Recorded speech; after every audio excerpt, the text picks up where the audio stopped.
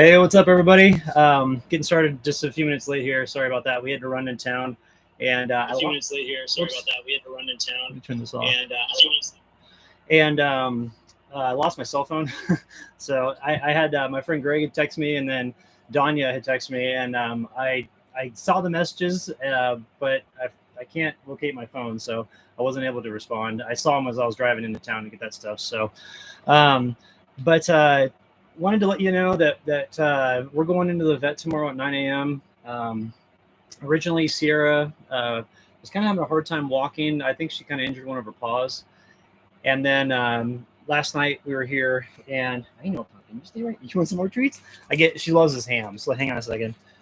Last night we were taking a walk right before the sunset, and I noticed that she was kind of paying attention to her behind again, and so I felt down there, and I felt another tumor, and it's not as big as the other one, but it seems like it's kind of like wrapped around like her colon, and so I don't know if it's spread. I can't tell anywhere else if it's there, but the doctors had said originally back in last August, when she had her main surgery, because they did two at the same time. They opened up her stomach and they moved all of her organs to the side and then removed the tumors on the other side of her spine. And then there was the main tumor was in her anal sac. And so the doctors, the surgeon told me, actually, she was like, hey, she goes, if you don't want to do chemo, you can always do surgery again when these pop up. She's like, as long as it hasn't spread. And so I'm just nervous that it's spread, but I'm hoping that's not. I'm hoping that her paws aren't affected by it, or that it didn't get into her joints or bones or anything like that. So we'll know more tomorrow. I had a CT scan, another scan scheduled for her on the 19th of May, but we may have to do that sooner, or do the other imaging. I can't ultrasound. I was trying to think. I can't remember it. And then X-rays for her chest. Just to make sure there's nothing going on there. But it's just it's just tough because like I wanted to give her the best time that she had left. I wanted to make sure that she was feeling the best. And for a while there, she was doing really good. And I've noticed lately that she started to slow down. And so the doctors originally told me, they said, if you do chemo with her, it'll be 6 to 12 months before she's gone. And I thought, well, I don't want to make her feel like crap that whole time. And so I opted not to do it. And I was going to do it. And I kept looking, I'm like, I can't make you feel bad, And so I opted to do x-rays and blood tests, intermittently, just to make sure everything was okay. And so far, the last one we had was, what was that, middle of March, I guess. And then I had meant to go in April, but we did that trip down south, and then we just got back, and so that's why I had the appointment scheduled, on the 9th. But I thought, if she's got limited time left, I don't want to make her feel like crap, and there's a chance that she wouldn't have had a reaction to it, but there's a high likelihood that she would have had the runs and not felt well, and be thrown up and all that stuff. And I didn't want her confused as to why she wasn't feeling well, because the way that she's such a sweet dog that she feels bad if she's like not feeling good. I can tell that she feels like she's like ashamed or something, and or like she's like a burden or something. That's not the case at all. But I just didn't want her feeling bad, and so that's why we didn't do chemo. And the good news is that her scans have come back. So far, they've come back really good. We've done X-rays, we've done blood work, just a bunch of stuff. And it's just hard because, I've been through a lot lately, and kind of feels like the hits just keep on coming, And now this stuff with YouTube, and it just pisses me off. And they changed their algorithm, but they won't say it. And everybody knows they did, because everybody had a steep drop off with traffic and everything. I mean, I've been held at 227,850 subs for 4 months. It's stupid. That's never happened on my channel. In 6 years, that's never happened. And then all the videos in the past that I've done that always get views every week or every day. They get a ton of views. All of those were throttled way down. And then YouTube's like the guy that I talked to initially, he was like, "Oh, YouTube doesn't censor people. We give every content creator the opportunity to succeed." And I'm like, do you think I believe that? Like, why would you even say that? Like, everybody knows that big media censors. I'm just tired of it. I'm just tired of big tech. It's just lame. And then it's like dealing with this stuff now. It's just like, man, I could use a break. Just like a couple months of like things not going bad, or I've spent. This is no lie. After everything that I've added up, just on my truck in the last 7 months, I spent $18,500 with hotel rooms, rental cars, repairs, running here and there, all that stuff. And it's like, and then with YouTube, just completely taking my channel. Oh, thank you. There's some Blue 55 Blue. Thank you so much for that super chat. So Sierra loves you too. But I just kind of need a break, and it's been tough lately. I don't want to bitch about stuff because I feel fortunate for what I have, but there are certain times where you definitely feel like life kicks you around. And Sierra's such a sweet girl. And you see her, she's just like the happiest thing ever. I knew that you know this going into like adopting a pet. That the likelihood of you outliving them is pretty high unless there's an accident. Unless something happens. But I just want more time with her, and I feel like she got kind of the shaft because I was like, cool, we finally grinded long enough to be able to buy this place and have a place to enjoy ourselves and all that stuff, and it's just been, it doesn't seem like it's going to work out like that. So it's just tough, and I really appreciate y'all tuning in over the years and sharing these experiences with me and Sierra, because we've had a blast sharing them. I mean, it's so much fun, and hanging out with her all the time. So she's just tuned in on the hand. Hanging out with her all the time in the backcountry. I mean, if I can get her feeling good and walking around fine, then you got to come to Overland Expo and meet her. She would love to meet you guys. And we were at REI yesterday, and ran into my friend Jordan, who works there. It's a guy that I just kind of, every time I'm there, I just chat with him. He's a cool guy. And Sierra, even though she's not feeling good, was totally all just doing her thing and happy to see him and happy to see everyone else. And I'm like, man, I'll never take that for granted with her, And I've always tried to be there for her. And I've actually kind of, I look back on it, and I kind of was antisocial because I spent so much time with her. And I'm not antisocial, but asocial. Antisocial is when you hate everyone. Asocial is when you just don't talk to people. And we've had a blast over the last 7.5 years, almost 8 years on the road. We come into July, that would be the 8th year, and be July 5th.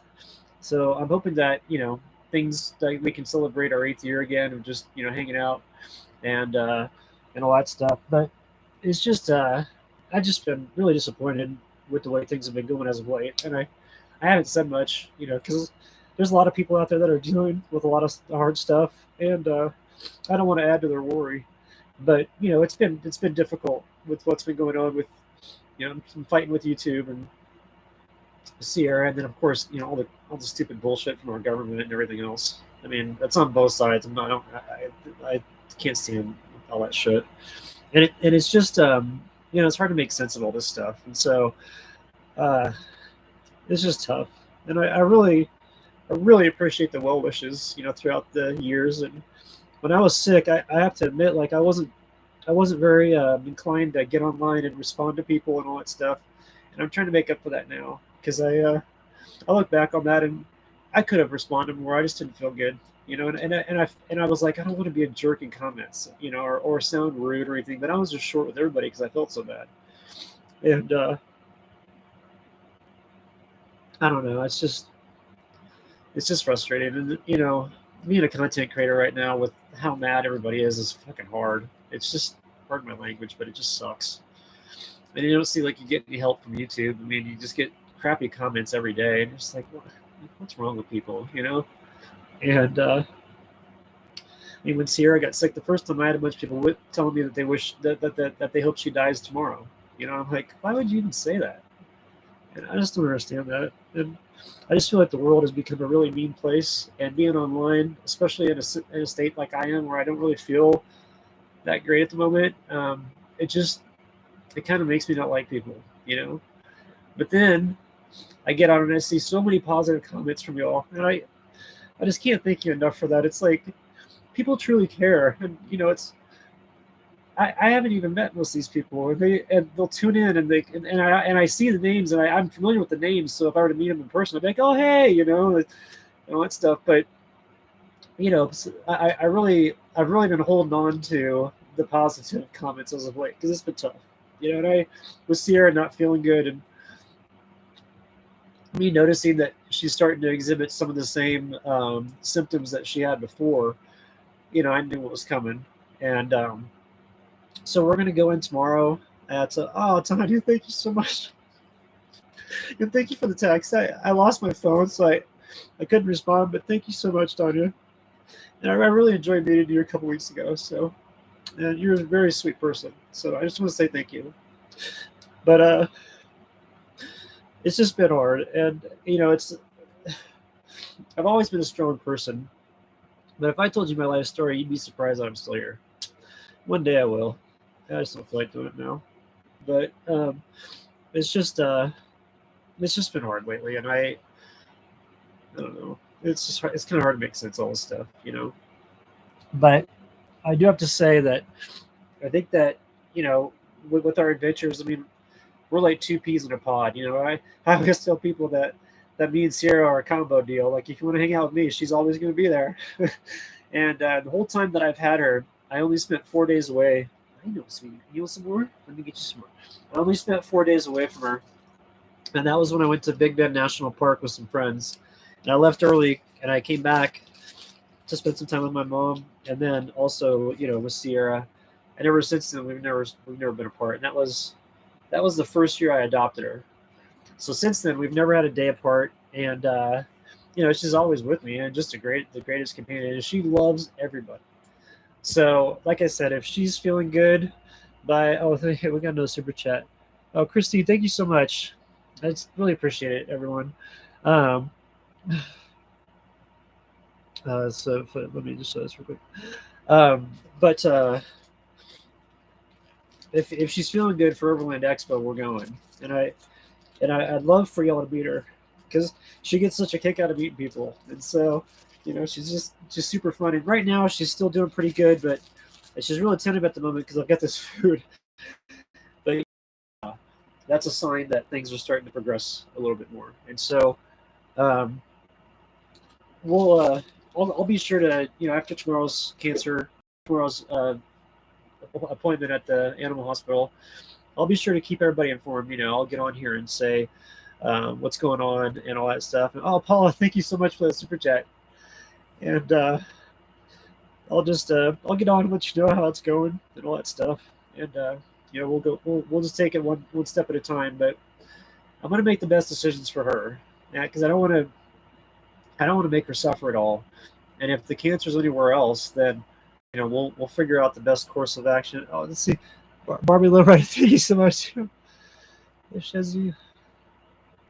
Thank you for the nice message. And it's just it just breaks my heart that she has to go through this. And it's like I'd almost rather be me, So it just sucks. And it's like I was so excited for us to spend years here, at the ranch, and I'm just fearful that maybe that won't happen. And just kind of emotionally beat up as of late. So, but anyway, I think for tomorrow we'll do another live stream after we get back from Flag. We have to go up to Flagstaff for the appointment, and then this week I was hoping to go Camp Sedona again, but I think that all depends on how she's feeling, because I don't want to make her just sit inside the truck all the time while I'm not running around. Like I want her to be with me. So if the vet can help her out and make her feel better, then we'll. I gotta grab a Kleenex. Hang on a second.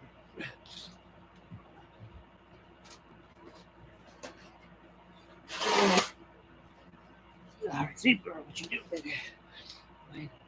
So, like I was saying, I'd like to go to Sedona this week and do some more stuff with the ruins, because I've got some more GPS coordinates that I forgot to take. And I need to get that over to the head of our group for the Native American ruins that I found. But that's just stuff, I don't put that on YouTube. So there's some sites that are published. The 2 videos that I posted, I don't know, like 2 weeks ago or something like that, that's actually a published site. So I figured, I'm like, well, that's okay to put up there, but I never put any of the sites up that I found. And for those that aren't familiar, there's an area that I found that has there were 2 ruins that the Forest Service knew about, but they were like 400 feet in elevation down from this main area. And I found almost, let's see, I think I'll have to go up and add them up, but like 32 more structures in this area, and they're all off trail. There's no one that's gone to them. There's arrowheads everywhere. It's amazing. There's pottery everywhere. I'm just like, it's completely unpicked. It's amazing. And so that's what I've been doing all this spring. And that's why a lot of times I was away from YouTube, was because I was out there doing that. And I've been averaging anywhere from 40 to 80 hours a month volunteering for that. And then I also offered to volunteer at the Red Rock Ranger District for the Forest Service, because they're low on staff and volunteers usually help out there with just different things. And so I emailed them back today, because they sent out a mass email to all of us that volunteer and just said, hey, if anybody can help out, we don't have anybody available, at the moment that's been stepping up. So I messaged them like, hey, if I can have Sierra with me, we'll do whatever. I was like, she's a real friendly dog. She's unfortunately sick, so she's not running around like crazy. I was like, she's very well behaved. So if that happens, that'd be kind of cool. I'll tell y'all where I'd be. I don't think I've got an email from them back yet. Let me see. Oh no. Back from. But anyway, so that's why in the spring, a lot of times, like if I would disappear, that's where I was. And like I said, I just don't put that stuff on YouTube. I would feel horrible if any of those sites got spoiled because of social media. Because there was a guy that I met that was working for the Bureau of Land Management, and he's like, I went back in there in the 70s. He's like, nothing's changed since. He's passed away since. But I met him back in like 2016 over there, because he was like, what are you doing up here? And we were just kind of chatting and stuff. I'm like, well, there's some kind of neat stuff up here. And we were kind of filling each other out to see if the other person knew about what was in this area. Or he goes, just keep looking. And I was like, all right. And so what our group does is we work with the Forest Service, but not so much now, because the new Forest Service gal who's in charge of archaeology doesn't care about archaeology. She cares about recreation. And we suspect that she's been giving away some of the locations to tour companies. And so we stopped working with her. And then I think our lead archaeologist got in touch with the Hopi Nation, because there were some petroglyphs over in an area near Sedona that got defaced, and they're sacred images, religious images for the Hopi. And we told them, we're like, hey, we've told the Forest Service about this for like 3 weeks, and they've done absolutely nothing. And they're like, we'll take care of it. Because when the Hopi Nation comes down and talks to them, when they say, when they say jump, the Forest Service says how high. And so we're kind of getting this gal, we're trying to get her in the crosshairs, because she's totally screwing everything up. But enough about that. That's why I was gone most of the spring, And then for the winter, this past winter, I couldn't winter camp because we didn't have a vehicle. And so got it back, and it was like all these problems. But what's nice is like the engine's solid, and then I had the electrical go out, so I had to do the electrical, and then the drivetrain went out. I did just recently train, had to do that, and then the exhaust. So it's like the only thing that I really need to replace now is the transmission, and that's a brand new truck with a beat up body on it, which is what I want. I don't care about the exterior. It's got so much backcountry pinstriping on it. I've got so many scratches on the side of it, but it just looks cool. And I like rolling it. I've got it built out the way I want. And a lot of people are like, you need to get a new truck. And it's like, yeah, hindsight's 2020. Of course I would have gotten a new truck had I known, all that stuff was going on, or if I would have had all those expenses. But, a new truck right now, like a mid-sized Tacoma that's decked out, is like $50,000, which is nuts. I mean, that's crazy. And so I just thought, I'm just going to fix this one up and keep rolling, because I don't care if it gets dinged up or anything. And, if the new one, you're a little bit more careful. And I think, too, building out a vehicle right now would be extremely hard. And so that's why I've held off on that. But let me go back here and see what we got going on. Oh, we got another super chat. Jason. Oh, thank you, Jason Tester. I really appreciate that. Is the okay. Let's see those ruins with the wood beams and from Shannon. Really cool. Yeah. So Shannon, that's actually a really cool ruin that that people know about, and it's called Sycamore Canyon Ruins. And you can go there. You just got to have a really good 4x4 to get there. And it's kind of out in the middle of nowhere. I mean, it's really far away. But what's cool is like all these sites like line of sight, and it's so interesting to go to these different hilltops and be like, look over with the binoculars and be like, oh my gosh, there's another ruin over there. And then you go to that ruin, and then you look out with binoculars again, there's another ruin. And it's just incredible. And I'd like to go back. I just got a message from the new gal who's in charge of like outreach for Bears Ears National Monument. And, I spent some time in there, 2018, the spring of that, just for like 2 months, just going around. And it's called a Visit with Respect Ambassador program. And you just essentially go out and talk to people that are out there looking at the ruins, and you give them some information about it and kind of tell them like, yeah, this is from the Basket Maker 2 period or whatever. And all those ruins are published. And so I don't mind sharing those at all. And they're not hard to get to. A lot of them are just 1 mile hikes from Butler Wash. And so they're in like the really cool area of Bears Ears. And Bears Ears has like, gosh, I think they published 19 sites. There's over 10,000 that they found so far. And that was back in 2018. So they probably found like a bunch more. But they're starting to do LiDAR out there, and they're finding roads that line up with Chaco Canyon and Mesa Verde, like the straight line roads everywhere. And, the town of Bluff, Utah, they've got a ruin right in the middle of town. And there was a big old, I can't remember what it was, if it was a roundhouse or Kiva or what it was, but it's huge. And it was like a really significant place for all the native folks to meet. So it's a beautiful area out there. And that's actually the thing I love to do the most, is to go check out ruins. But I know how sensitive they are, and I know how social media can absolutely ruin these places. And so that's why I don't put the real sensitive sites on there, because I don't want to spoil them. But it's so interesting to do that stuff. And I've actually got some new books. Well, I've got these books here that my friend let me borrow, and I'm trying to teach myself a little bit more stuff. So it's the ancient art. The ancient art of Pueblo pottery, and then this one right here, Story in Stone. And then I've got another book that's called, I think, Finders Keepers. It's from Craig Childs, and it's about how you don't poach, any of the artifacts from sites, because the artifacts tell a story that are there. And so if you ever visit a Native American site, you don't ever want to take any of the artifacts there, because it's actually against the law. And a lot of people don't know that. They think, oh, cool, arrowhead, I'm going to take this home because it's neat and I really think it's cool. And I understand that mindset. That's the way I was when I was a kid, because like we go out in Kansas, in this place like Medicine Lodge, where my grandfather had a bunch of land. We go out there and they do these Native American, shows. It was like they come in the fall, and I was real little, but I do remember finding arrowheads in the ground out there. I'm like, oh, these are cool. But what I've been taught over the years is that when you're at those sites, those artifacts tell a story as to who was there. And so what's interesting is I'm learning about that with the volunteer group that I'm a part of. And the head of our group is a really knowledgeable guy. And when I'm around him, I just soak up information. Like, he was like, hey, can you stop by real quick? This one time I found an artifact, and he had surgery really bad. So he's like, take a GPS coordinate where it's at and bring it to me. I want to analyze it, and then we'll put it back. I was like, all right. And so I did. And I went over to his house. He's like, yeah, just stop by for a second. We ended up talking for 4 hours, just all about stuff. And I was floored. It was awesome to have all this information from him, because it's hard to learn about that stuff unless you're formally trained in school, or if you're an archaeologist, you're good to go because you're out in it all the time. But just to pick it up when you're volunteering, it's like I still don't know a lot of the names of what stuff is, but I'm familiar with when I see it, like the grinding stones and all that stuff. I always forget what those names are, like the legit names. But it's great being a part of this group, because I'm learning about how when you find these artifacts, they all kind of pour out of a ruin. Over the eons, the ruins will fall down, and then some of the walls will give in, and then the artifacts that were inside usually start rolling down with rain. It'll rain a bunch, and they start to go down a little bit the hill.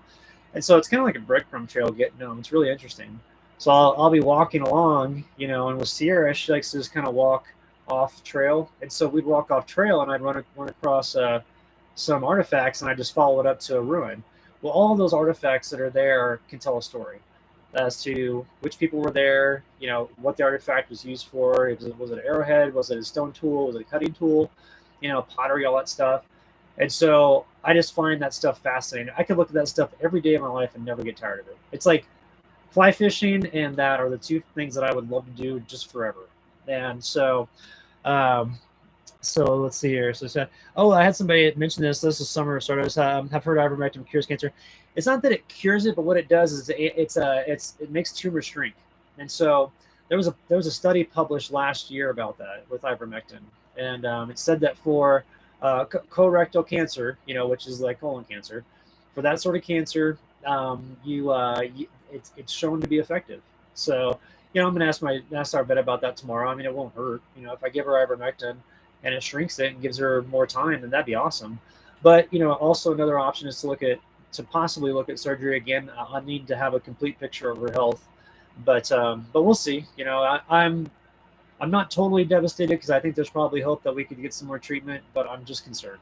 And I've been concerned for 9 months. It's just I had like a knot in my stomach. On top of all the other stomach issues I've had like a knot in my stomach ever since she got sick last year. So. Let's see what else we got here. We got Alan Jenny tuning in, hoping Justin Gaethje wins tonight. Yeah, dude, I'm gonna fire up the UFC stuff. I want to get my mind off this stuff. So she's probably gonna crash out around 8 or 9 like she normally does, and I'm gonna stay up and watch the fights. I'm gonna put the headphones on so she doesn't hear the guys beating the crap out of each other and gals, because Rose Namajunas or whatever her name is fighting as well, and she's awesome. So all right, let's see here. Oh, we got some good comments here. I want to talk about this. So somebody had mentioned Josh Brooks just said you can do a lot for her by changing her diet a little bit too, and that's true. What I've done for the last I'd say 6 years is she's had human grade food, and it's actually a type of food that when I told the vet what she has, they're like, oh, that's excellent food for her. That gives her tons of nutrition. She'll be in good shape. And so that's been good. I think that's what's helped her maintain healthiness, even though she's been through a lot. Because just even with our last blood work, they're like, man, if she didn't have cancer, if we didn't know she had cancer, we couldn't tell. And I was like, well, that's a good sign. So if the tumor is just localized and we can remove it, then hey, we'll do that and be back to the races. Because the anal sac surgery is not nearly as hard as the one she had on her stomach. However, if the tumors are in her body again, then we're going to need to figure out something else to do. So we'll figure it out. But it's just sucks because we're travel buddies and we do everything together, and every morning we would wake up in the truck, we were just hugging and all that stuff over the nighttime because it gets cold, and she's like my little heater, and we just have a blast. And so looking back, I kind of wish that I wasn't sick the past couple of years, because I would have loved to have more of you meet her during that time. But we'll see how things go going forward, and if I can get her feeling like $1 million, what you do, man? You want some more treats? If I can get her feeling like $1 million, then we'll do a meetup and everybody can come say what's up to her. So all right, let's see what else have we got, sweetie. Let's get you another treat here. So I've got a lot of videos that I need to post because I didn't have my computer for about a week. And we've got a video from Bisbee because I went to that van life meetup, and man, that was awesome. I had so much fun. I met that guy Mike from Drive the Globe that had that really cool rig that we checked out.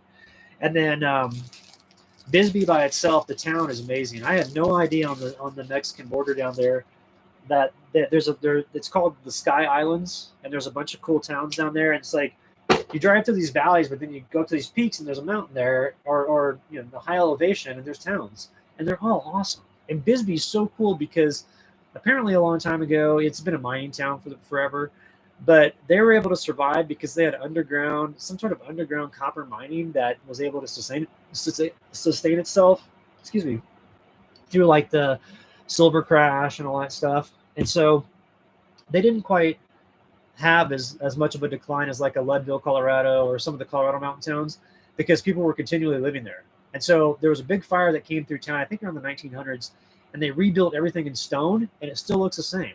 And so it's so cool to walk through that town because everything's just like 2 stories except for the stuff that's in the main area. You've got like a school that's like I think 3 or 4 stories, and then I think the courthouse down there, because it's the county seat, is that's over 2 stories. But everything else is about 2 stories. I mean, awesome restaurants, awesome bars, the best pastry shop I've ever been to in my entire life. I'm not a pastry guy, but I will go out of my way to go there again, because it's so good. And so I've got some footage from the pastry shop too. But really cool town. If you were down there, I definitely recommend checking it out. It's pretty far south. It's about 2 hours from Tucson. or maybe an hour and a half.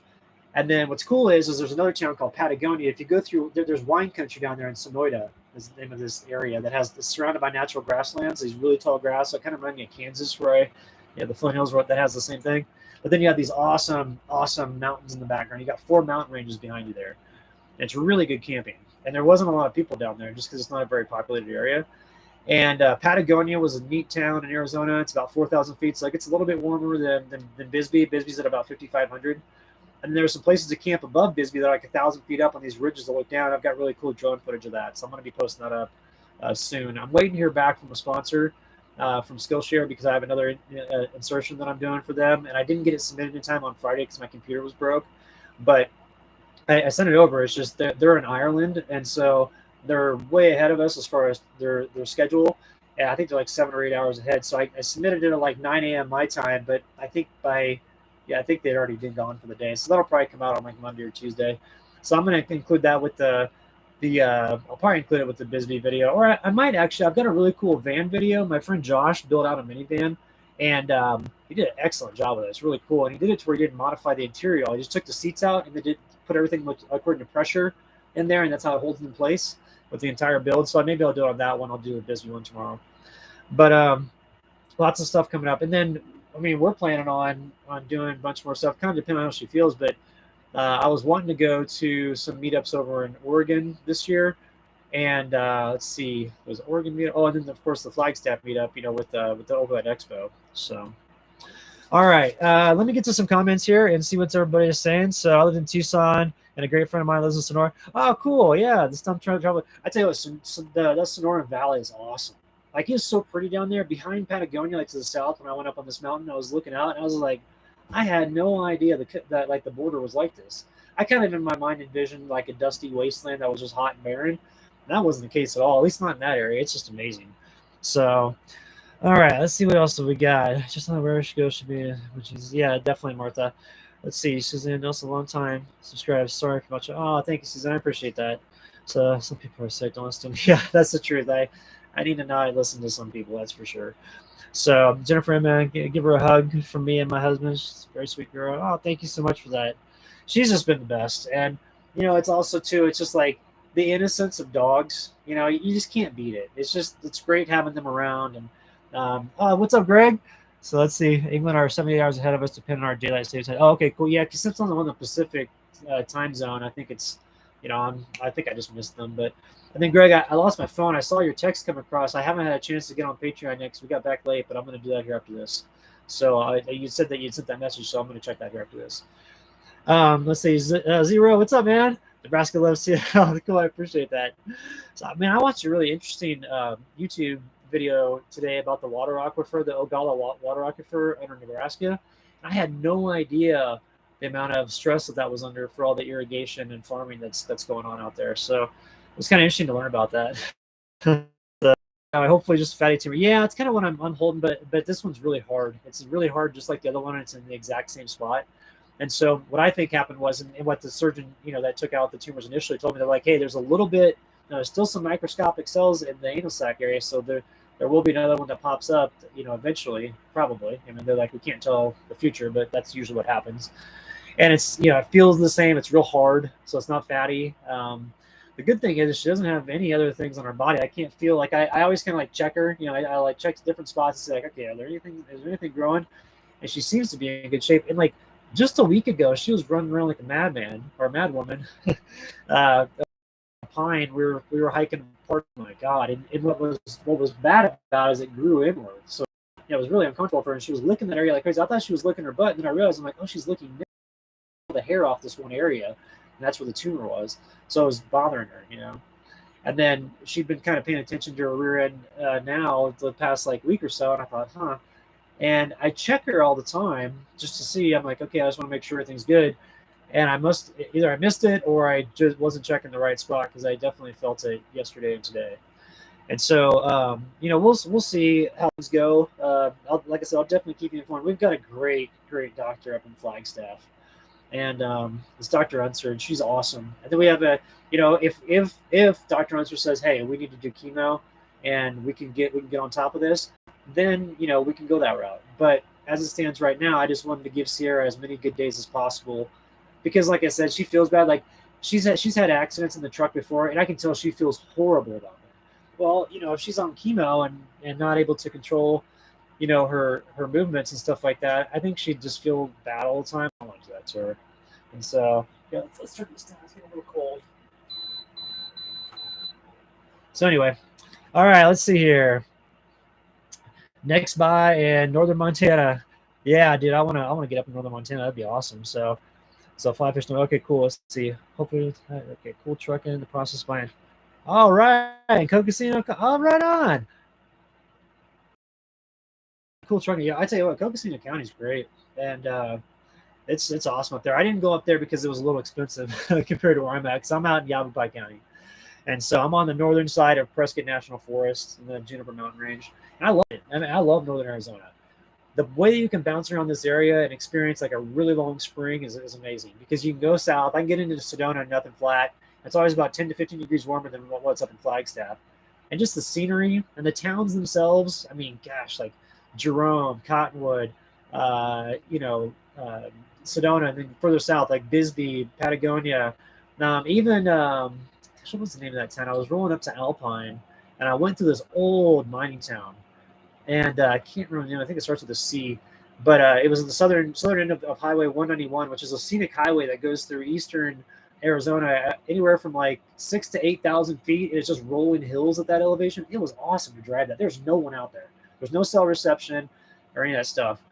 And at the entrance of that, where it starts to climb up the mountains, is this old mining town, and it was so cool driving through there. It's like at like 3,000 feet. So I was thinking, like, man, I could spend real early spring down there and then just work my way north and have like a 4 or 5 month spring through Arizona, and then have another spring in Colorado up until June, and then be good to go. So I'm really happy to be out here.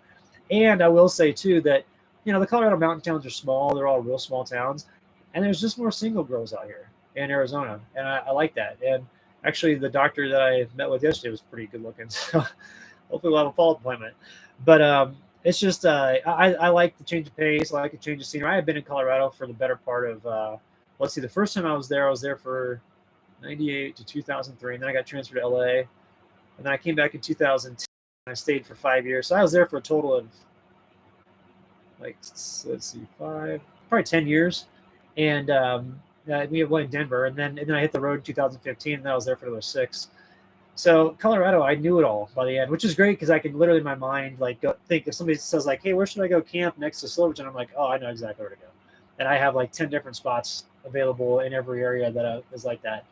But here it's cool to go to these different camping spots, and the terrain's different, and the pine trees you can smell them so much more. Like down by Pine, Arizona, and Strawberry, Arizona, if you go down there when it rains, it just smells like the best natural pine scent you've ever smelled in your entire life. And so I love that. And then also, too, camping in the ponderosas, especially in the wintertime when there's snow on it, those ponderosas are enormous, and they're so tall. And they hold so much snow, but those huge branches and stuff like that, it's just awesome to be out there. What you got, girl? You okay? What you got? You got something on your hand? It's just awesome to be out there and see all that snow. And then, like, the wind will roll through it. And the cool thing, this is kind of a secret that I learned about camping in northern Arizona in the ponderosa pines. It can be 50-mile-an-hour wind, and you won't hardly have any ground wind because it all hits up in the trees. You have so much mass, so much biomass around you that even if you're in an open area, which I usually like to camp in an open area when it's winter, because if you're underneath tree branches, they could fall on you and stuff like that. Even in an open area, you won't get a lot of wind because it's all up in the trees. You can hear it way up high, like 100 feet up where the canopy is. You can hear that wind just honking, but down on the ground, it's not there. So I love that. And the sounds are so cool. The thing about Colorado is the wind there is atrocious in the wintertime. I mean, people are like, oh, but, park your truck by your tent. I can tell you it doesn't help, like, at all. It's just so bad anyway. When you've got 40-mile-an-hour winds and it's just cranking across the ground and slams into your tent, like, there's nothing you can do about it. And so that's why winter camping in Colorado began to wear on me, especially when I got sick because I couldn't get any sleep. And I needed that sleep to repair, and it just wasn't happening. So this past winter was kind of nice to take a little bit of a break and get back on my feet. And then, Sierra, we did go out for one week, but then my truck broke down again. So I had to cancel that. But all right, let's see. What have we got here? Oh, Thailand Alpine, what's going on, Amanda? How you doing? Frank says hi to Sierra. If you can email me a shipping. Oh, thank you so much. That sounds awesome. I will definitely do that. Thank you, Amanda. I'll get in touch with you after this. So, awesome. Me, dog, and Kev. Oh, hey, how's it going? Hey, did you get your computer fixed? I think that you were the one that mentioned that. I think you were in Phoenix getting your MacBook fixed. I got mine fixed. It was just a battery, so it wasn't that bad. It was like I had expedited shipping, so I get the battery quicker. So it was like $250. So it was a little bit more than what it normally costs, but it wasn't bad to get that done. So, all right. So it's about 15 minutes until the UFC thing starts, and I do have some stuff I need to do around here before that gets going. So I think we're gonna go ahead. And let's see, Arzo, you said your uncle passed away in Prescott, out of town for working with. He just got done golfing and rolled the truck. Oh man, oh dude, Prescott is a cool area. If you ever come down here, let me know and we'll go hit up Prescott. I got some cool places down there. There's Native American ruins down there all over the place that people don't know about. I mean, it's literally right under people's noses and they don't even know it. So the camping down there is awesome. Like south of Prescott, there's this little town called Ponderosa Park. If I could buy a place in Ponderosa Park, I'd do it. That's a cool area. At Prescott, the town of Prescott's awesome. Prescott Valley is kind of like where the sprawl is because there's a lot of new development out there, and it's really kind of really taken off. But and I understand why because it's a cool area. But you go into Prescott, and man, like the downtown area, they still have this area called Whiskey Row, and it's all the old whiskey bars from back in the old ranching days.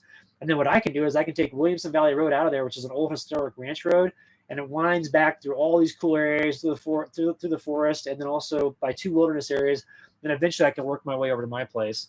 And driving that road's cool because there's all these old historic ranches on it. And so, like, in Colorado, you have like the mining history, and out here you have mining history as well, but you have a ranching history as well, or ranching history too.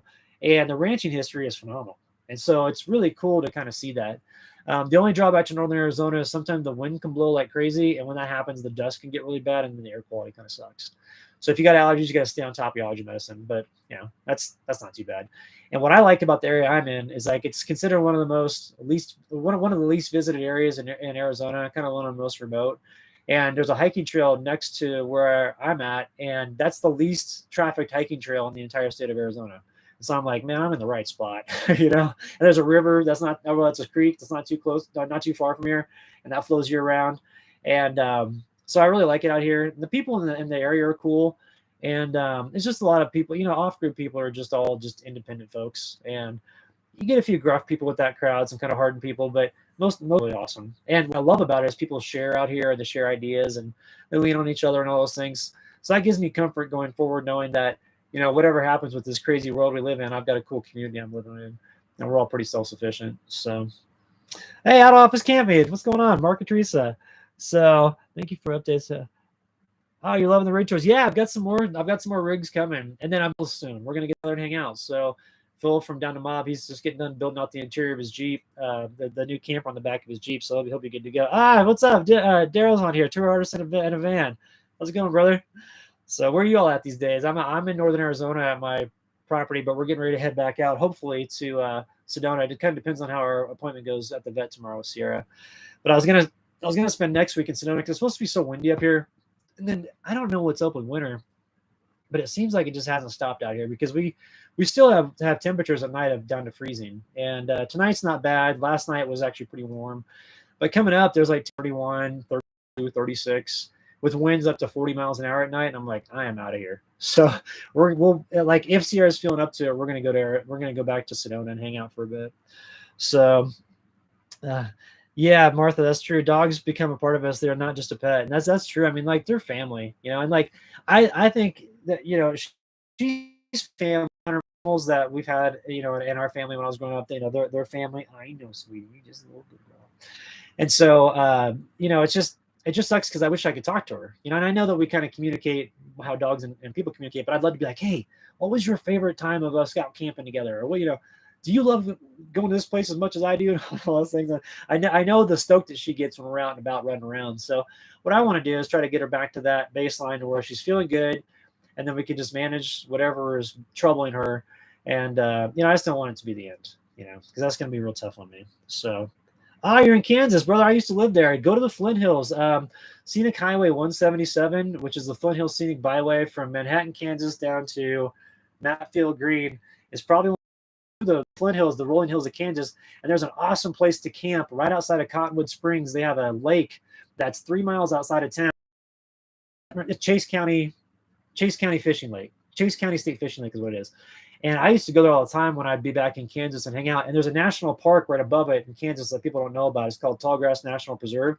And it's the only area in the country to where the natural grasslands that used to dominate from northern Mexico all the way up to the Canadian, like way past the Canadian border, where all the Comanche lived and where all the bison roamed.